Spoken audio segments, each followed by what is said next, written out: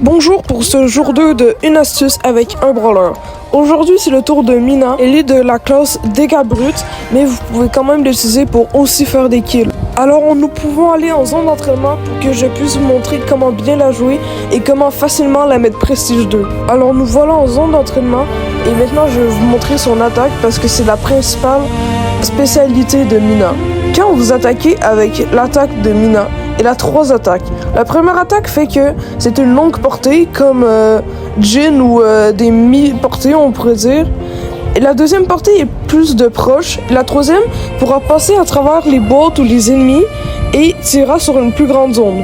Maintenant, je vais parler de ses gadgets. Son premier gadget fait que quand elle a son ulti et qu'elle touche quelqu'un avec, il se rechargera automatiquement.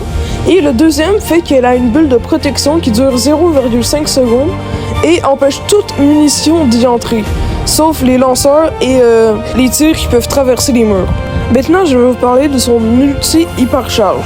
Son ulti hypercharge permet de lancer 3 tornades et l'ennemi sera automatiquement déplacé vers vous. Il est très utile quand vous avez un corps à corps dans votre équipe. S'il vous colle et que vous utilisez votre hypercharge ulti, il vous permettra de attirer l'ennemi sur vous et que votre allié puisse le tuer.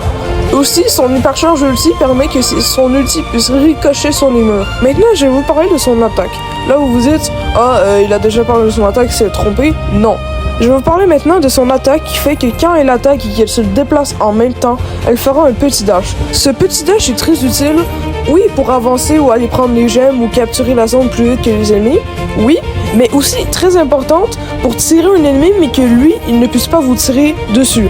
Attendez, je vous explique. En fait, ce petit dash fait que quand vous allez attaquer sur un mur ou quoi que ce soit, ou dans le vide même, vous allez faire un petit dash.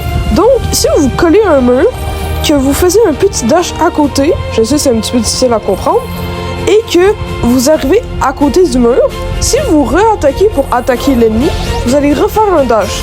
Et ce dash est tellement rapide que l'ennemi n'aura même pas le temps de vous voir arriver, surtout si vous êtes dans un bush, et donc vous serez quasi invisible aux yeux des ennemis. Je sais c'était pas si facile à comprendre, mais je vais essayer de vous mettre un petit exemple en haut. Merci d'avoir écouté cette petite vidéo, on se revoit demain.